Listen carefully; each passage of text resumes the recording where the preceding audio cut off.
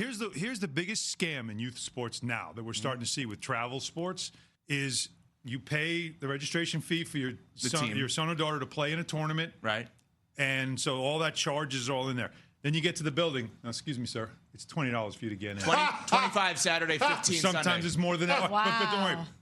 40 for the weekend, though. The following is a presentation of Hobson Media. Woohoo! Who's got it better than us?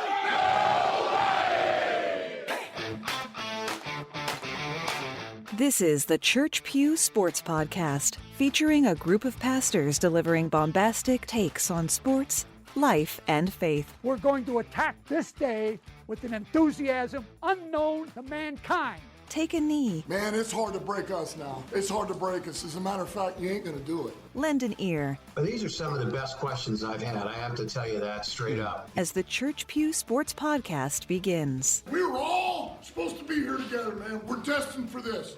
Just stay the course. Give each other a high five. And with that, we welcome you into another edition of Church Pew Sports, where we connect sports to life and faith and have a fun time doing it. It's good to have you with us. Bill Hobson here, as always, joined by Pastor Paul Miller, who checks in with us tonight from, where are you now? Charlotte, North Carolina. You're like our own personal Where's Waldo game. Every time we get together, I never know where you are. I am enjoying every time I jump into an airport and I see all the NFL stuff in all the little shops and everything else.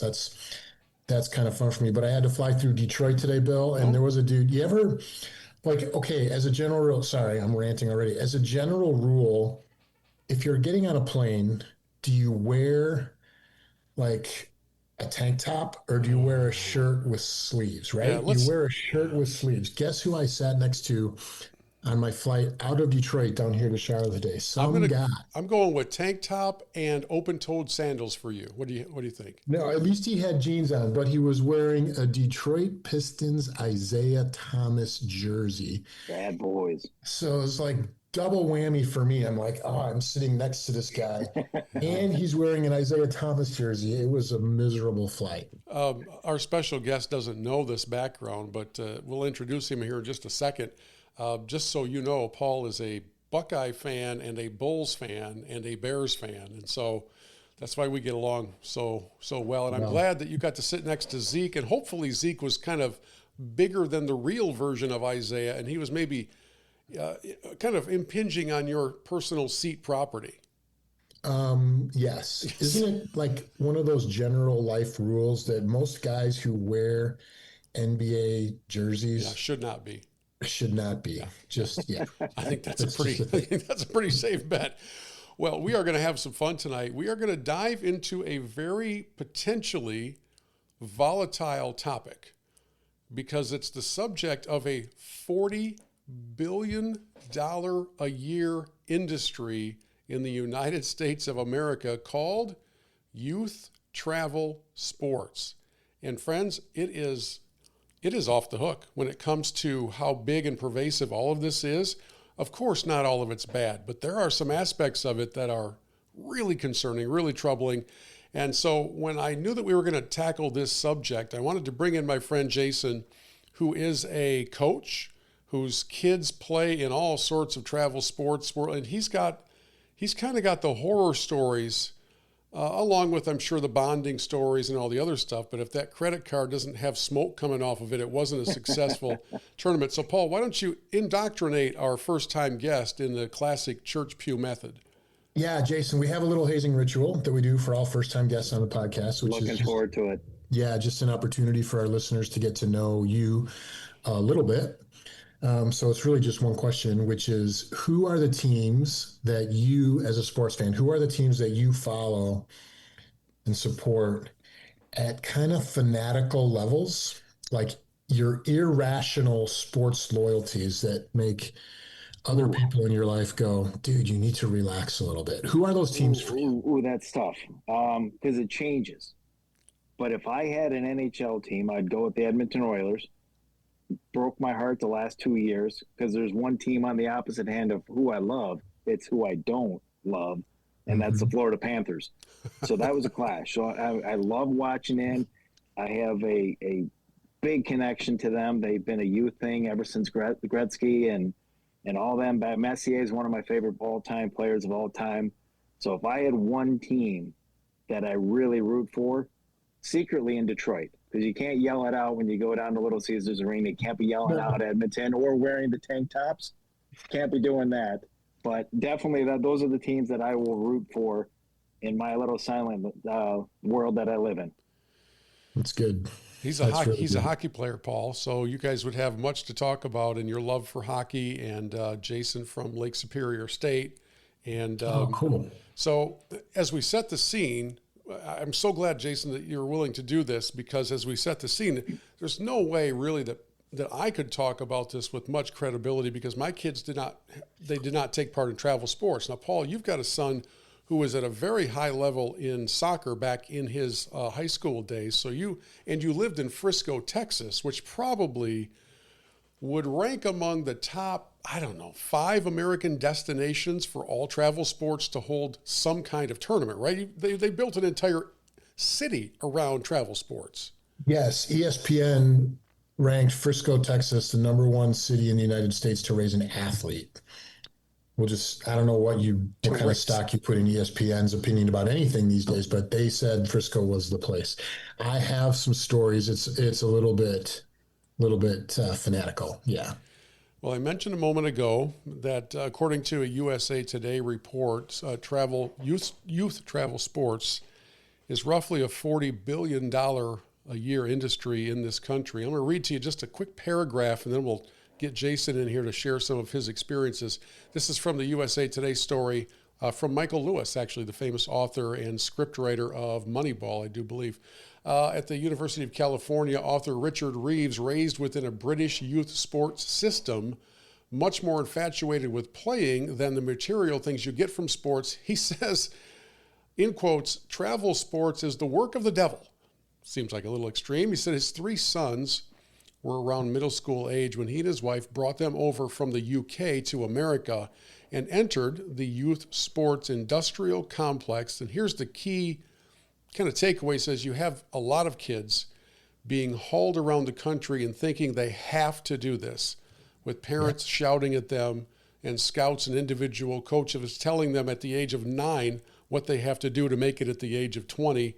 And he says the sports parent is in a most peculiar situation.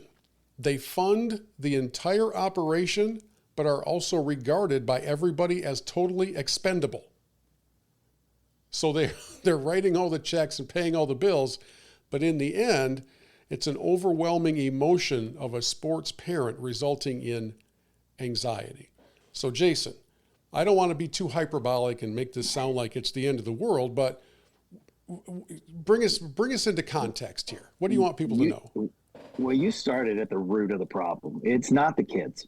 It's the parents. And it's the parents that now own the businesses that run all these sporting facilities. Baseball used to be a summer sport. It is not a summer sport anymore. If you're not doing January, February, March, April, May, before you even begin in June, you're behind the 8 ball. And hockey's the same way. If you're not going to the summer camp where some elite athlete is the representative, and if you're not giving him $1,500 for a week of skating to do the drills that you do in a normal practice anyway, and you're not getting anything from it, you get the autograph, that's great on the thrill. But if you're not doing that, your kid's just not going to cut it. You're not going to make it. The parents are the problem. It's not the kids. The kids just want to play. And back in the day when I was young, that was a long day, and I'm using the back in the day, multiple sport athletes. I encourage it at all costs. Go out there, swing a golf club in the summertime, get outside and enjoy yourself. Play some football, play some hockey, play some lacrosse.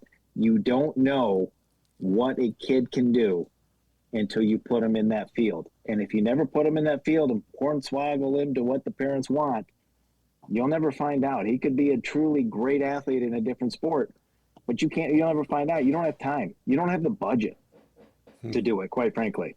So it's the parents' fault. It's 100%. I mean, they are living through their kids, and these kids they don't know any better. They're just going to follow along. They got to get in the car. They don't have keys to their own car. They're following whatever the parents do. And I really think it's hurting youth sports to the utmost. It really is. Yeah. Okay, Jason. So I'm gonna just share my journey in youth soccer in North Texas, and it's going to be funny to see you check off all the boxes of what we're just talking I have about. my pen. I'm ready to go. As I share this, right? So like we moved down to Frisco, Texas, and my son Jake, as Bill said, my son Jake was 5 years old at the time, and he loved playing soccer. So we signed him up with the FC Dallas youth program. And it was great. And it was great. He loved it. And it was awesome. And he's being coached as a 5-year-old by a guy who played professionally in Europe. He's training on prescription turf fields at the FC Dallas complex, blah, blah, blah, blah, blah. And then when he entered second grade, we were told that he needed to pick a sport. Second grade. Second grade. Yeah. He needed to pick a sport. And, And in North Dallas, it really truly was, if you wanted your kid to be good enough to play high school sports, like to make the team at his high school in whatever the sport was, then the belief was you had to zero in 12 months a year, zero in on that one sport and get all the extra training and coaching and, the personal trainer for your second grader, and we're being told to take him to the Michael Johnson Sports Complex in the next town over and pay all this money. So we had our son Jake, who was really a talented kid, and we had Grandpa, who was willing to pay for all of it, right? So we jumped in full throttle to this thing, and Jake played soccer all the way through to his sophomore or junior year in high school on the club scene. He always also played for his school, but I have to tell you, the club piece was, we were traveling all the time. Grandpa was investing, I don't even know if I want to say it, probably 25, 30 grand a year in our son playing this sport, and he loved it until he didn't. And that was the deal. I was told by his coach when he was in second grade that he's like, we see this, and he's got a chance to play blah, blah, blah, blah, blah. So like they're upselling me, right? On all the things.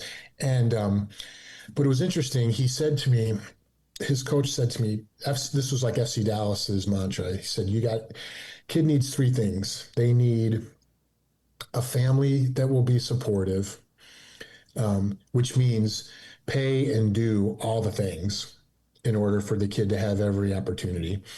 They need to have the natural athletic ability, and then the club will coach all the skill and the talent, or all the skill that's needed for the specific sport. And then the kid has to want to. That's what they told us, right? And our son Jake had all the athletic ability, and because of Grandpa, we were able to provide all of the things for him. And then after his sophomore year in high school, he decided, I don't want to anymore. It's a common burnout. Yeah. Out. Yep. So he quit the club thing, and he just went to play for his high school. And I'm a soccer dad, right? And I'm like, FC Dallas is where you're going to blah, blah, blah, blah, blah. And you're going to earn a scholarship, and you're going to do this and that and everything else. And he's like, Dad, look around at the club games, the club matches, and tell me who you see. You see all the parents. That's it. I want to go play for my high school because all the girls are at the soccer games. Absolutely. And the friends are at the soccer games. It's way more fun. Mm-hmm. That was super hard for me to let him make that decision. And isn't it funny that I phrase it that way? That I had to let him make that decision as a sports dad. But that's like the really quick flyover of our journey. How'd I do that? Well, that's all right. You're checking every box. Yeah. So you're the person who causes the problem. No, it's common. I mean, it's common. These parents want to live, and that's what we're being fed. We're being fed. You need this training in the off season in order to prepare for the in season. There's no different muscle groups that the kids are allowed to use anymore because you have to. I mean, you like baseball. My son was baseball. You start in January. I mean, up in Michigan, it's snowing in Michigan, but you're going to these 3 times a week. Mm-hmm. You're going to these inside bubble domes that have they don't even have the dimensions of a regular baseball field. You're just throwing. You're doing this. I have people that I know that are pitchers that are spending $4,000 or $5,000 in the off season to gain 4 or 5 miles per hour on the kid's pitch. Now, I get it. If that's the thing, you need to do it. But at some point in time, there's got to be recovery of a body, and the different muscle groups got to be had. And it's tough because I run into this where the parents come through, and I always get this, you did a great job coaching. My kid's so much better. I'm going to go to a better team now. And then they ultimately leave, and I giggle because they go up here in Michigan. We have a AAA level. It's a elite travel hockey level. It's down there in Dallas too, I know.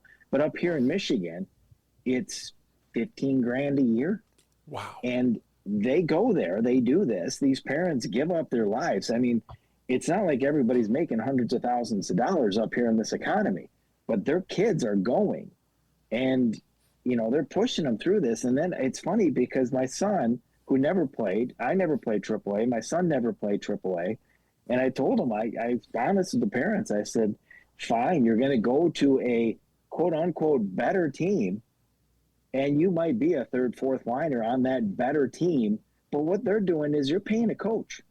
If you want to pay a coach, I'm happy to write a check to me. I'm happy to do it. If your kid's getting better, that should be what you expect a coach to bring to the table. Going to a better team doesn't necessarily make you a better player. It never will.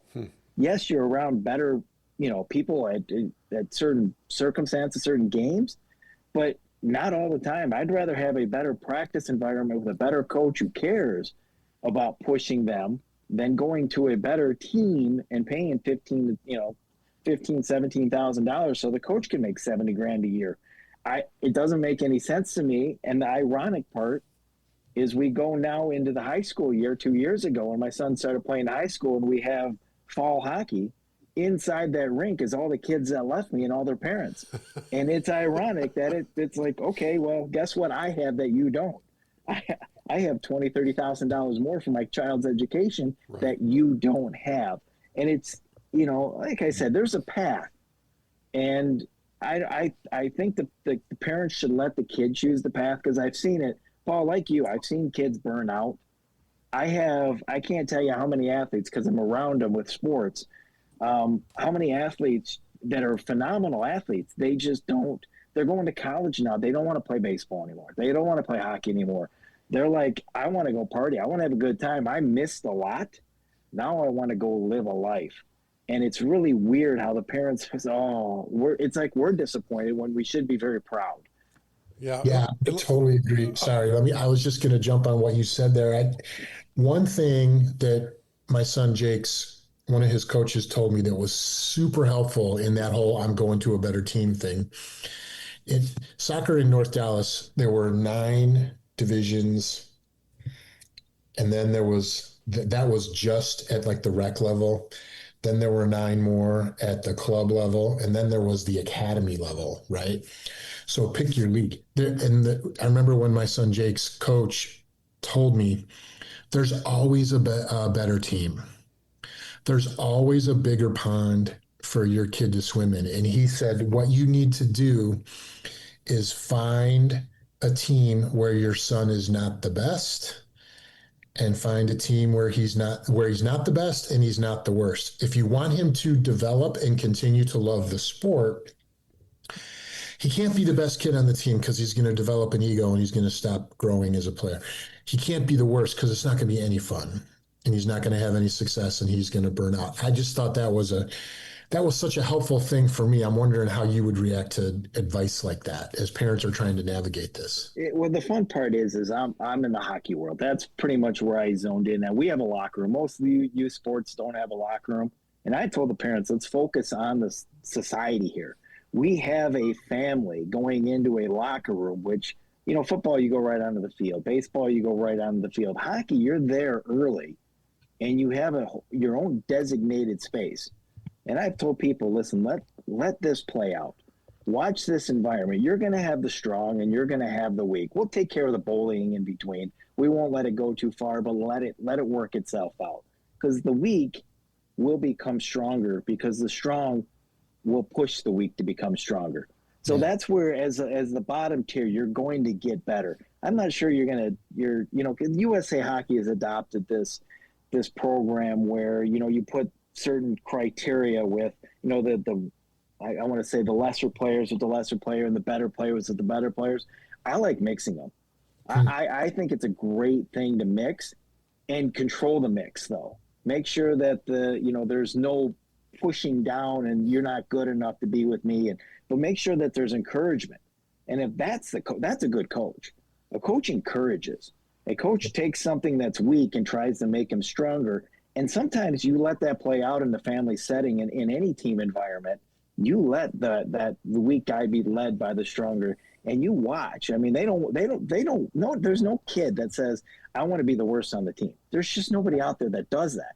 Yeah. And, the better kids on the better team, no matter where they go, there's just a natural talent. There's always going to be one or two kids that are just naturally gifted. They're always going to be the best no matter where they go. There's just no stopping that. That's just something, it's a God-given ability that I wish I had, but that's what's going to happen. But they will bring like you said, if you fall in the middle, that's fantastic. But I like both sides. I like the whole environment. I like teaching. I like encouraging the family thing. I like letting the weaker catch up to the stronger, and the strong learning how to teach. Because how does the strong get better? They get better because they teach how to get. They take what coaches give and they incorporate it in what they do on the ice, and they bring those guys along, makes them better. Because now they're teaching. They're reinforcing what we're telling themselves when they're teaching the younger kids. So, I like I said, travel sports is a strange dynamic all the way around. But like I said, I like mixing. I'm not sure if do I want to be the worst on this really good team when I know that I'm paying a coach?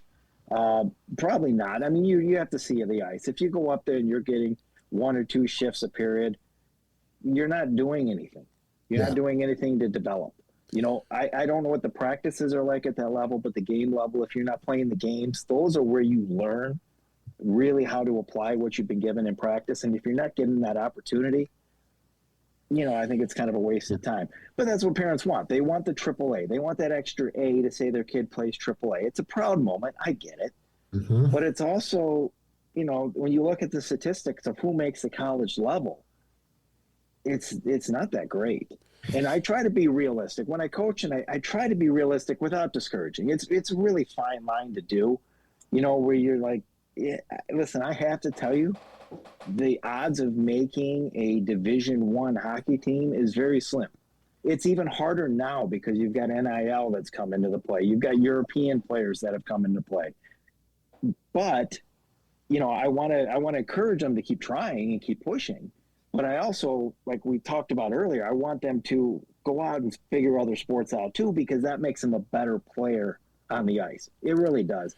They learn to deal with different situations, different muscles, different movements. Then they come on and apply that on. So I think I kind of went off on a tangent here, but yeah, travel sports it's just a business. It's about the dollar at this point in time. Let's just put it out there. Well, we could talk. Sorry, Bill. We could talk all day about this. I remember when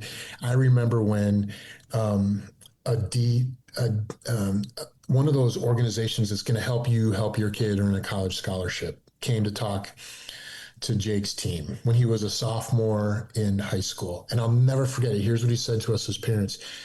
He goes, just so you know, for every $10 that are given out, or for every $1 that's given out in an athletic scholarship, there's 10 given out in academic scholarships. So if you want if you think your kid's going to get a soccer scholarship or whatever, and that's how they're going to pay for their education, you'd be much better off telling your kid to study. Yeah. 100%. Good grades, right? But Paul, you know what those parents do? They now hire an agent for their kid to get them seen. I know. That's what's. I mean, I don't know how many offers I've gotten. Hey, listen, for $3,000, I'll write the letter and do the video and send it. Well, you know what? For free, I can video my own kid and send it to the same addresses that you're sending it to. But the parents now are becoming sort of like the quasi agent, hiring agents for their kids to get them that opportunity. And I know, because I have some D1 coaches that I know.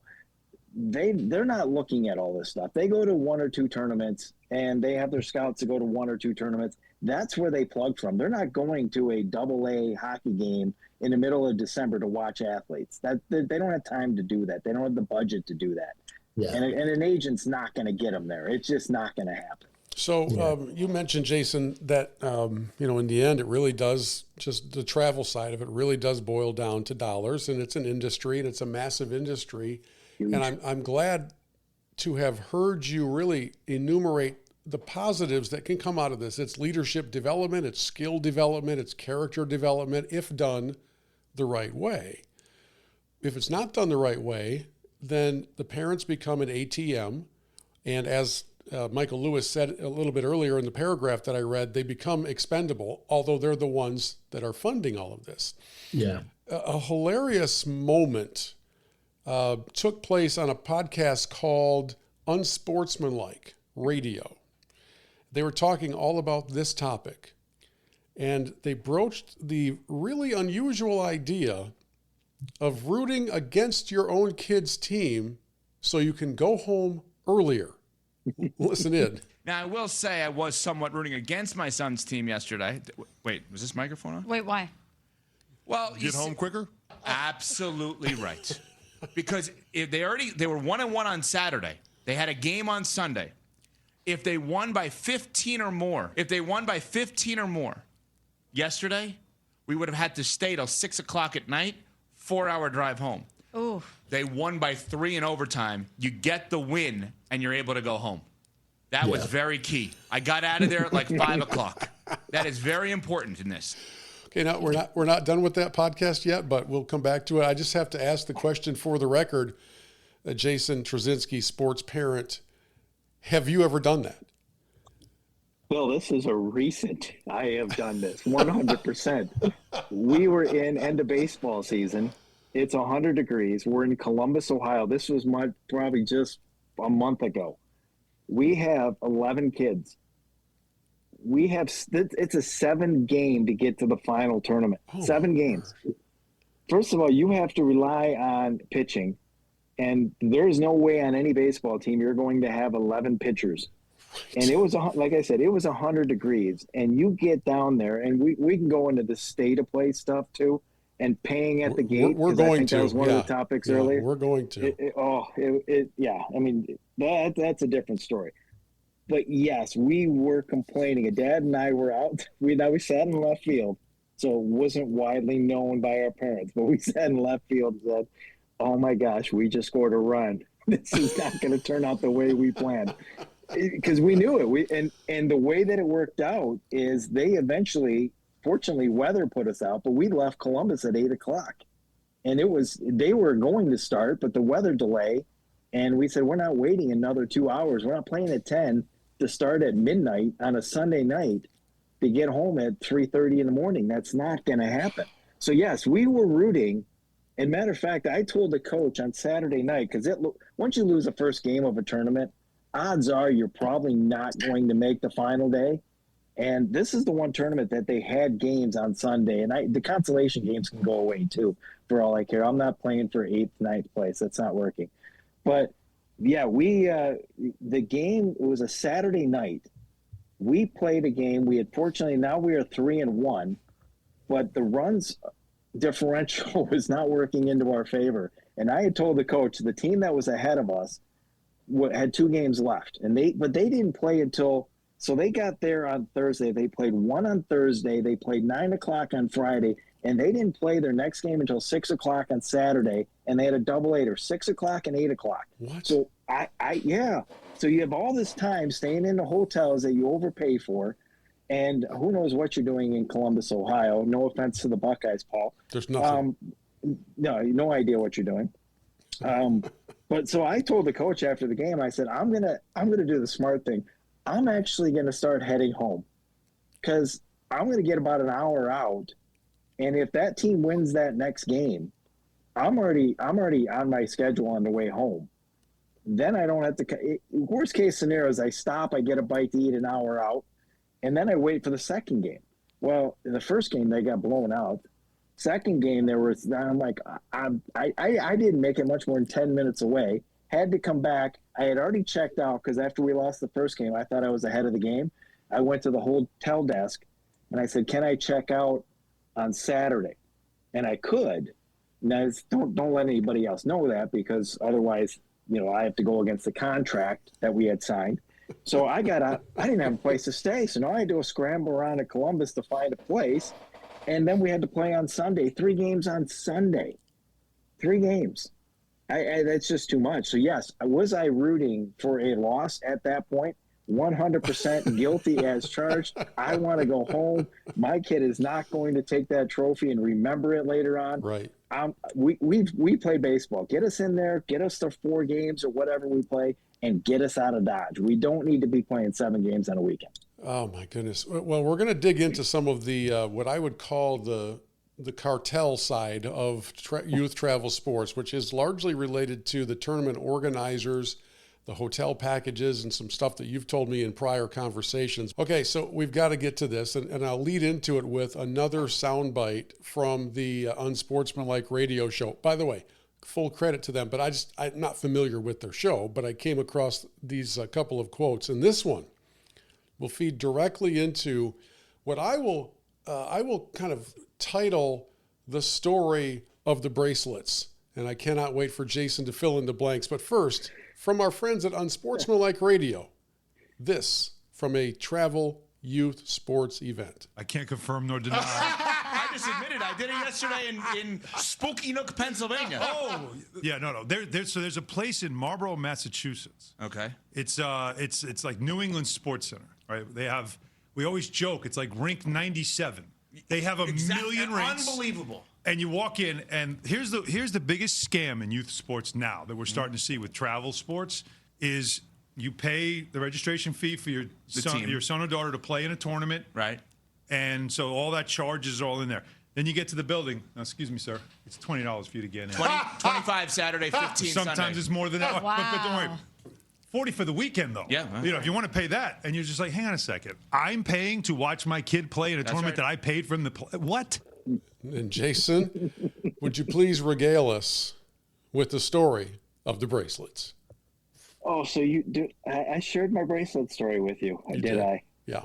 So, Bill, listen, let's set the record straight. I paid a lot of years in order to accumulate enough bracelets to have a Ziploc baggie in the minivan, and I will have my child walk in first and let me know what color the band is so I can go into my baggie of goods and wear that same band. So I'm not below that or above that. I don't know how you want to exactly phrase that, but I think it's absolutely ridiculous that you walk into a volleyball and, like they were saying, it's $40 for a weekend or $45 for a weekend to sit in utter chaos and hear nothing but whistles and then jack up and then you can't leave and then you're jacked up with the acai bowl that costs $14.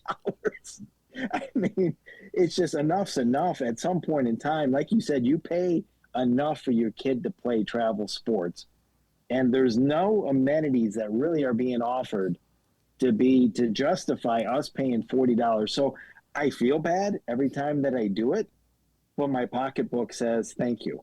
It really does, because I'm like, okay, I paid hotel, I paid gas. I mean, I've missed days of work, and I've done all that. Why do I have to now pay $40 to go watch my kid play, whether it be volleyball, baseball? Fortunately, hockey hasn't done this. Thank goodness. I'm gonna hold that never happens. I've never paid or had somebody pay, other than your high school, which is like a $5 entry fee, and that's the high school side of the track. But travel sports, I've never had a hockey tournament charge us. And isn't there some level of like hotel cartel that goes into all this? I thought I recall you telling me once that you had to book a room last minute, so you called the hotel directly and got the room cheaper than you did through the group rate of the event. I did. That was actually a tournament out in Kalamazoo, and they put us, it was like 35 minutes away from the rink that we would be playing at, or one of the main rinks of the tournament. And I said, I don't want to be in 35 minutes away. I might as well just go all the way home at this point in time. I mean, it's travel sports. I'm going to be in a car for another hour, 15 minutes and save myself. So we stayed, I had called, and this is the way things used to be. You know, the stay to play stuff is we guarantee a spot to play or a place to stay. And I said, well, doesn't my credit card do the same thing? Wasn't there once a team manager that would call around, find the restaurant that worked, find the hotel, and reserve 10 rooms, 15 rooms, whatever it may be on a credit card?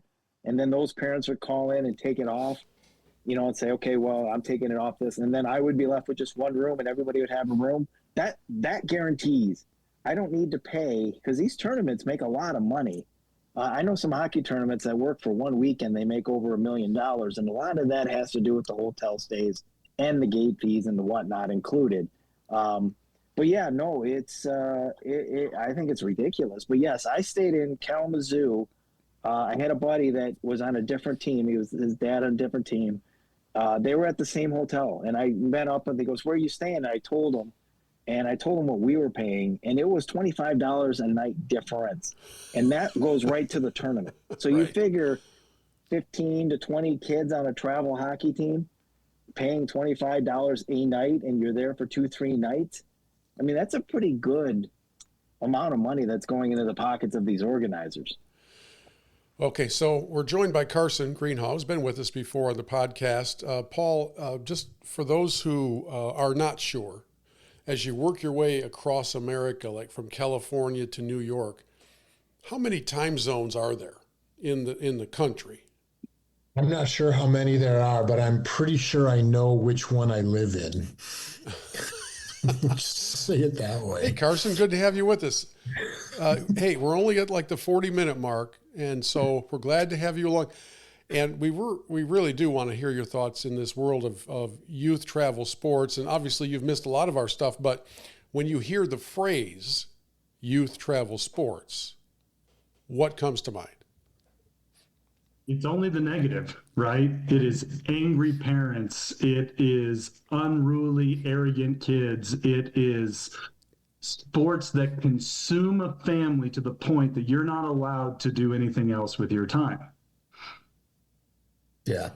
I think that's the most common first gut reaction for those on the outside looking in. On the inside looking out, it's teamwork. It's think of the character and the qualities that you can build in the person. Think of the potential scholarships, and then maybe you'll be in the 2% that are able to make it professionally. And so, to be honest, I think it's a pretty lopsided on both ends, and both have some merit and both have some major flaws. Okay, bro. So you made your first foray into coaching youth football, yeah? Yeah, I've coached. What was your strategy for surviving that as a family? I'm so curious because I respect how you lead your family. Sure. So we started off with, we're not playing football early. We did I-9 flag football. That is 2 hours for 6 Saturdays.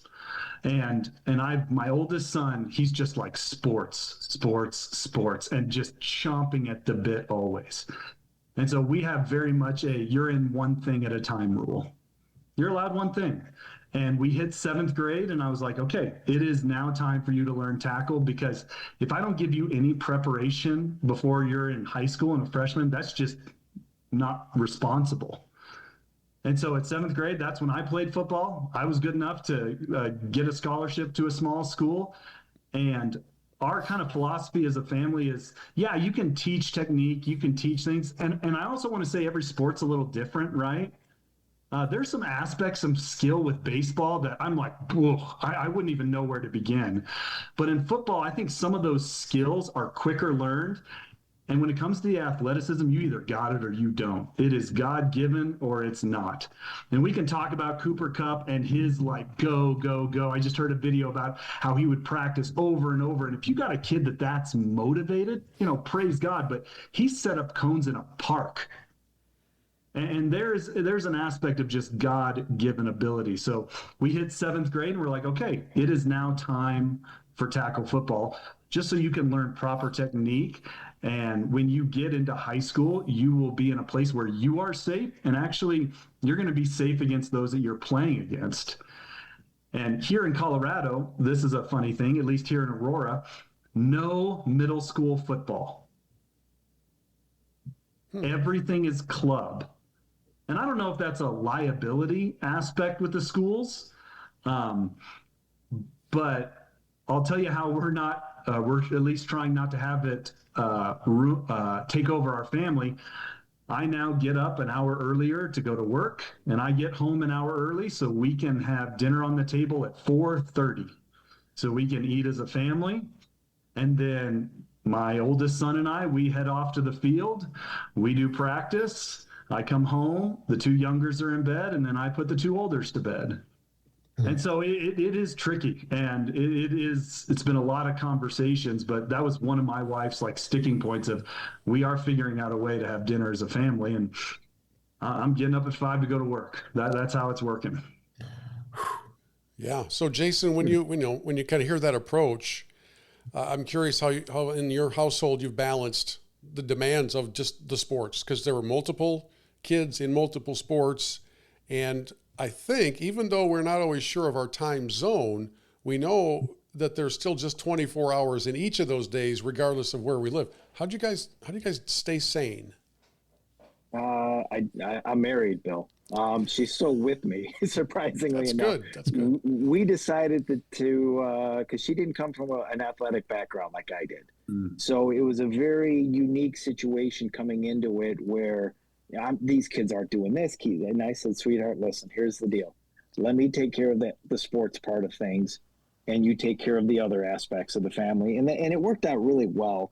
And I, like we said, it's a demand and it's a drag. And I complain about things all the time. And that's what we do as parents. We push our kids to do things and we complain about how much we're involved in it. But when I look back, how much time I get to spend with my daughter at volleyball tournaments, how much time I get to spend with my son at hockey and baseball tournaments. Those are things they're just irreplaceable. But I got to now, I now find I have 3 kids going, I'm checking them all into college next week. And now I have to find my wife again. So I have to go back and figure out. So, the family dinners, I love the family dinner aspect. I wish we would have pushed that a little bit more. I'm got a little bit bigger belly because of the Wendy's and the McDonald's drive-thrus. Those were a lot of the dinners. I could tell you the best chicken stops along the way and the routes. So yeah, that's how we handled it. I kind of did the traveling. My wife kind of did the home and kept everything stable when I was away. And then, if there was an opportunity for a local tournament, then we would try to both be at that. And try to bring a family to us. So we spend a lot of days as a family at a baseball field. Volleyball is just that's a different. Paul, we're talking about it. It's a different bird. I'm not spending $40 for all my family to go in and sit into an arena with whistles and everything. You can't even have a conversation in there. So, but that's how we did it, Bill. So let's talk about the parent side of things. I'm going to read another excerpt from the article I referred to earlier. This is Michael Lewis, the famed author in a USA Today story. It says, left to their own devices, children playing sports make it fun. It's when adults get involved that the problems arise. You're not just teaching the kids, you're teaching the parents, Lewis says. Most of the competitive landscape was daddy ball. It was dads who cared too much, were frustrated by their own lack of success, who, of course, were living vicariously through in this story, the daughters. And their wives had seen this as the one way to interest their husband and the daughter was to get them into competitive sports and have them manage their sporting lives. Haley Woods, an All-American catcher and power hitter at Cal, had a poignant message for parents. It's what we need to understand when our kids are young, and here it is. Don't see them as who you wish they were, but for who they actually are. The pressure that is a part almost inherently, and I'm going to step back, and Carson, you can comment on this for sure as well, and Jason, you'll want to, and Paul.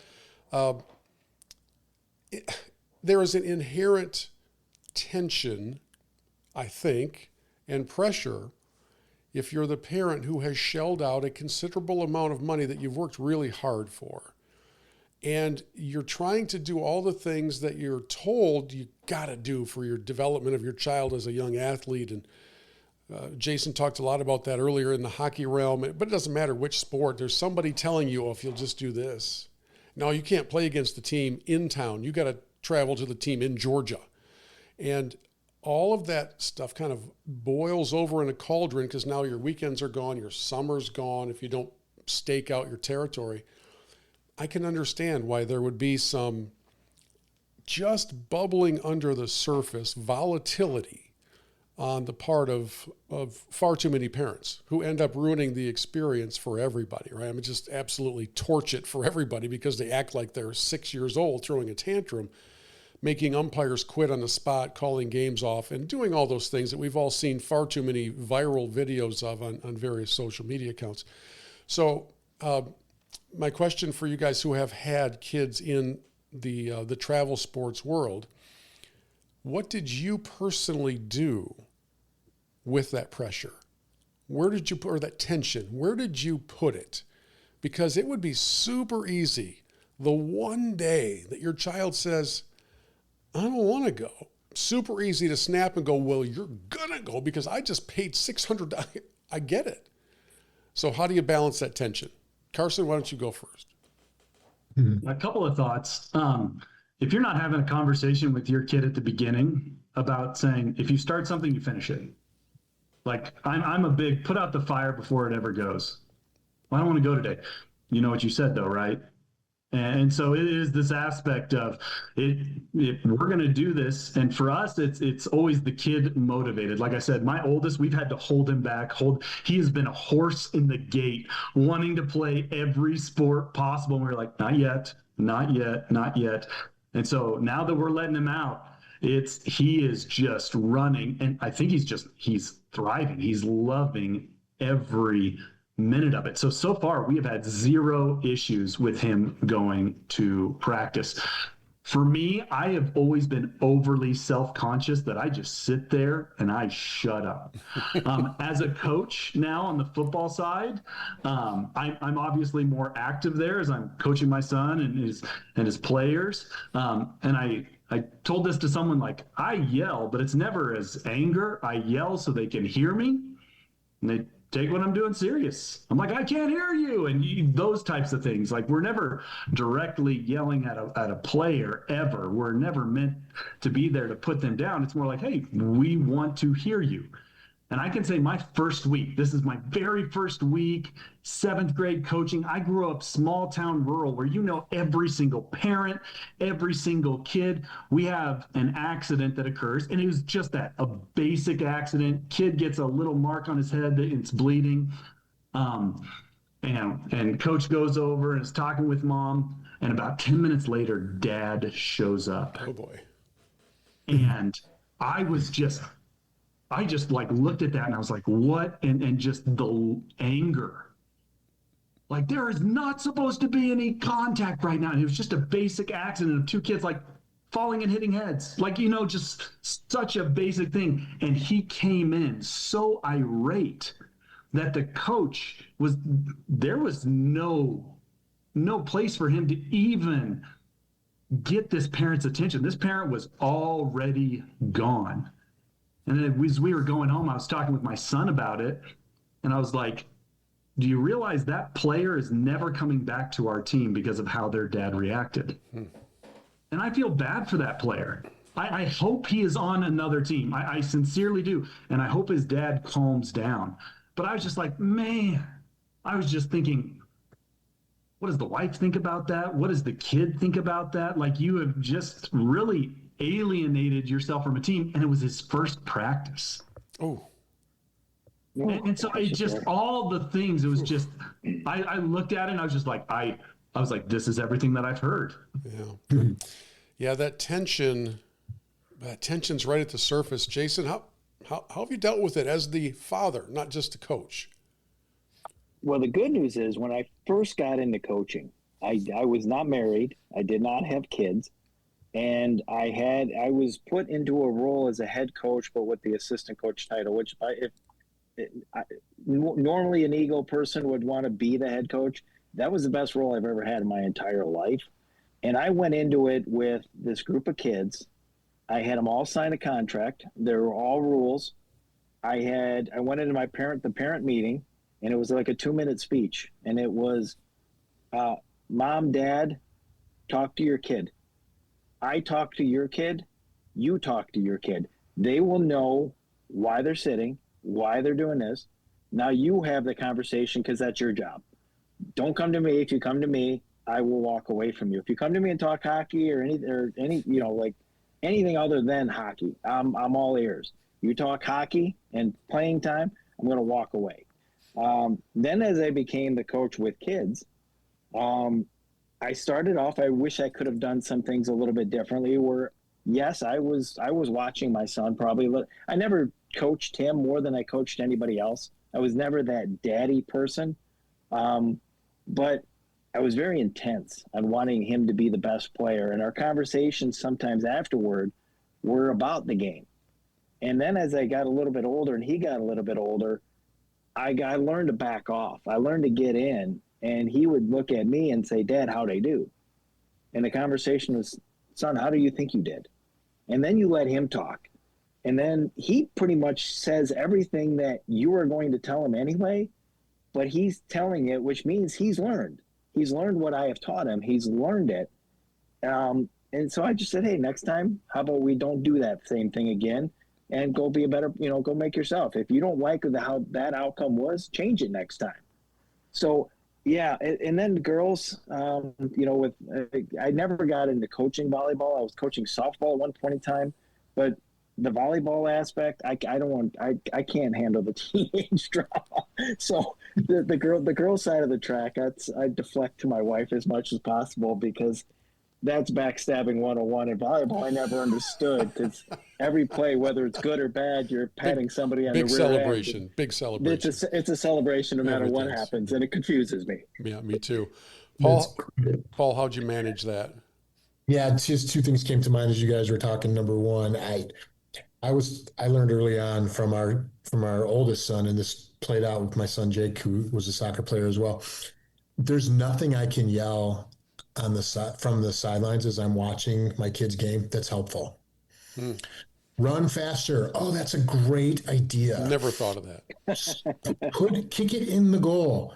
Oh, thanks for the tip, Dad. Like, there's nothing that I can yell that's helpful. So I just discipline myself to not yell at all. But I talked about it with my kids, right? I'm like, the reason you're not hearing me is because I'm trying to not be stupid, right? And then the big deal was the 24-hour rule, which was actually an FC Dallas thing. They were like, you can talk to the coach about how your kid's doing or why playing time and everything else, but you don't ever get to do that on game day. You can do that after practice the next day. And so there was never any going up to the coach right after the game to complain about how he played or didn't play my kid. Those were the things, kind of the boundaries that I set for myself so I wouldn't be that parent, a few years ago, actually several years ago now, I was invited to speak at the athletic banquet at a Christian K-8 school. My son and daughter had gone there, and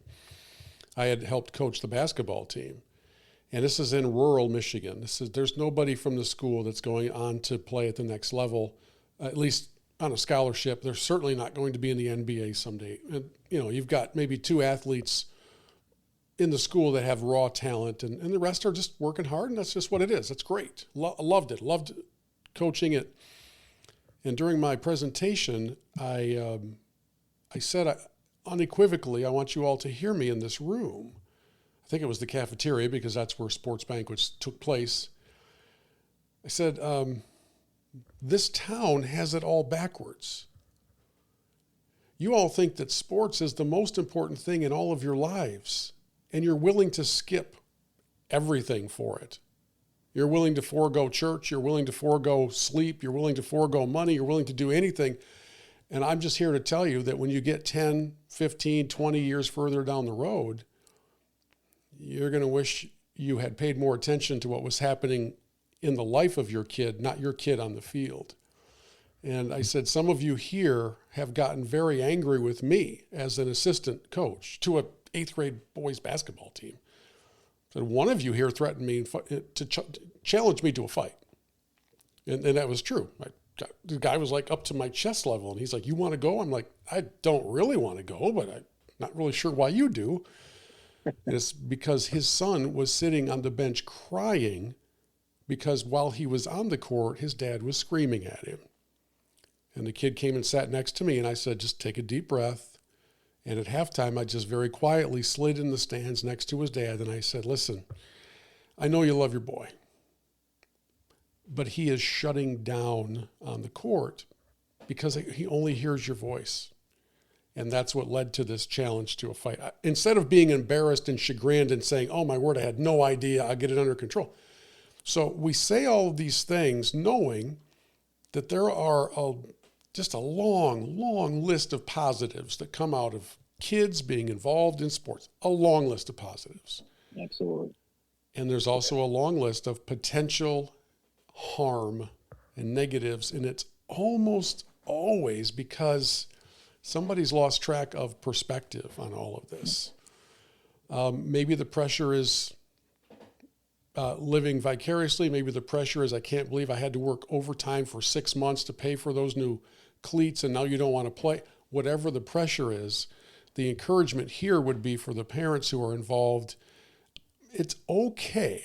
I told this to a person very close to me not that long ago, whose 3 kids are running the couple in so many directions. They don't have any time together. None. And the mom told me a few months ago, time doesn't stand still. And these kids are going to be out of this house in no time. And I said, that's exactly right. It's okay once in a while to say, not going to sign you up for that one. And instead, we're going to be home. Carson. All right, let me add just one thing. I remember when my wife and I, we were looking through all the football rules, and it's like, you don't show up. They don't have to allow you to play. And a phrase my mentor gave to me was, who said you had to parent that way? And so you read all of these rules like you're never going to play. And the first practice, I just went up to the coach and was like, hey, just going to shoot straight with you. We're going to miss some time. Where do you land on this? And he's like, oh, if you're here consistently, that's different than you like one practice a week. And I was like, okay. And then I'm having my son go to him and say, hey, I have to leave practice early on Tuesday night so I can go to youth group. And that's going to be him doing it, not me. It's like, I'm going to be here every practice. I'm going to be here as long as I can, but I'm going to leave as late as possible so I miss the game at youth group, but get there for the teaching. And that was his call. I even gave him the choice. I was like, this is your call. I'm not going to force that one on you. When it comes to Sunday, though, my son is also a wrestler. And I coach. You know what? For 2 years, we've gone to every practice and not a single tournament because every tournament's on a Sunday here. Man. And for us, it was like non-negotiable. Sorry, bud. Like, this is, and again, that is not prescriptive, people. That is descriptive. That is how we have chosen to do this in our family. And so please, if someone's listening, being like, oh, you're casting stones at, no. This is a choice that each family has to make. But kind of like going off of what you're talking about right here, Bill, is like, no, we're going to make sure the family of God has this cornerstone in our kids' upbringings. And I was just really proud of my kid going up to his coach and saying, hey, I'm going to have to leave early. I'll run whatever sprints I miss later on. You know, Paul, we have to, before we go to the 3-minute message, we do have to ask Carson the same difficult question I asked of both you and Jason earlier, because he didn't hear it. Have you ever rooted against your own kid's team to lose so you could go home early? I've never been in the situation yet. Okay. All right. Like I said, even with our football, we have never been a part of a very active traveling team. This is our community team.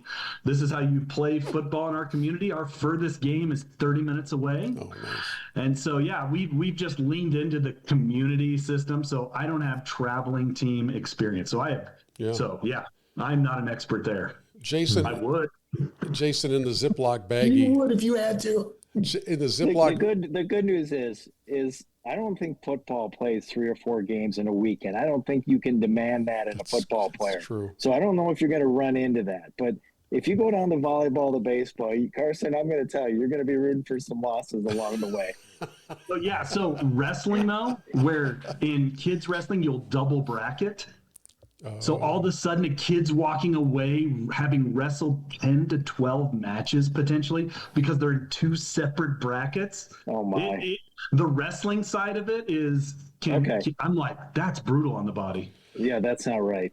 Jason, before we let you go, how many different colors of bracelets are in the Ziploc baggie? We have many, and they're getting tricky now, too, because now they're labeling them. Now they're labeling them with their brand on them. So it's a little bit different. So sometimes you have to get the Sharpie out and write on them so it just looks like black. Yeah. I've gotten away, Bill. I don't think I've told you the shampoo bottle one. Oh, I don't know this one. Yeah, no, it was in, where were we? Pittsburgh, I think it was. It was a $45 entry fee. What? And it was, for a volleyball tournament. And it was St. Patrick's Day. And I had a shampoo bottle that I got. And there was a rubber band for some odd reason going on, a thick rubber band. And it was like a lime green. And I shoved that baby in that pocket and I put that rubber band in. And the key is to always wear like a sweatshirt. It could be 100 degrees. You wear a sweatshirt and you just show a little bit of part of that little bracelet as you're walking in. It's a beautiful thing.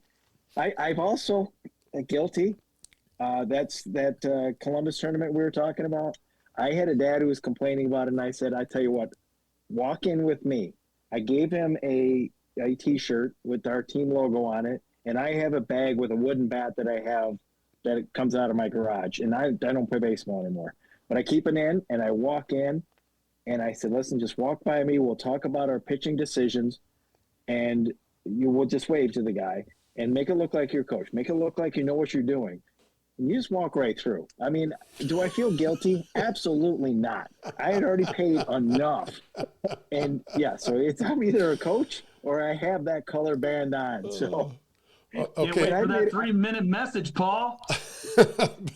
Yeah, Paul, what are we doing with, is this okay? Are we good with this?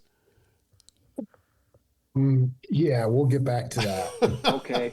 I think I wrecked the 3-minute message. No, you didn't. No, because actually the 3-minute message, and normally every week we have a segment called Holy Discontent, and we have our That Guy segment. And we're going to jump ahead to the 3-minute message just because we're running a little bit long. We try to stay under an hour or so. So it's good, though. This comes directly from one of the newest inductees into the Pro Football Hall of Fame in Canton, Ohio. The ceremonies were a week and a half ago or so. And one of the inductees is the, just terrifying defensive lineman from the Vikings, Jared Allen. Oh, my goodness. What this guy did to my Lions over his career is just so sad. I'm glad he's no longer in his prime. But in his Hall of Fame speech, he spoke of what he wants his legacy to be. I'm not going to play the whole thing. The first part, though, is a very moving tribute to his wife and what she means to him. And the last part are his thoughts for his daughters. And I thought it was especially appropriate given our theme for tonight. Homer, I'd like you to remember Matthew 7:26. The foolish man who built his house on sand. And you remember Matthew 21:17. And he left them and went out of the city into Bethany, and he lodged there? Yeah. Think about it. You can think about it, and you'll think about it with the words of Jared Allen. To my amazing daughters, Brindley and Lakeland, through this process, the word legacy has been talked about a lot. The Hall often says they're here to tell my story. Well, I'm here to tell you two, you are my greatest accomplishments. When I get called home to heaven one day, if all they talk about is this gold jacket, my career, then I failed miserably as a father, a husband, and a friend. You two are my legacy. You are both so talented, and I cannot wait to see what you decide to do and to conquer this world. So always put Christ first, find your why, dream big dreams, and always pursue greatness in whatever you do. Paul, I don't know if we could put a better button hook on everything we've been talking about than those words from Jared. No, it's whatever you do in word or deed, do all the name and glory of the Father, right? Yeah. That's all he's modeling for his daughters and for the rest of us. That's all. That's a lot. Yeah. Pretty cool. Hey, Jason, thanks for doing this, man. That was very fun to have you with us. It was a lot of fun. Your insights are awesome. Don't judge me, gentlemen. Don't judge me on the wristbands, please. We're not. No, we're not. Nobody is. Nobody is. And if you want some, I think they're up on eBay right now, so we're good. They're going to get into the hologram ones, though, and then your job is going to become even more and more difficult. Well, you know what they did now is they did that phone where you have to scan a phone now. Now you can't do it. Now you have to scan a phone instantaneously.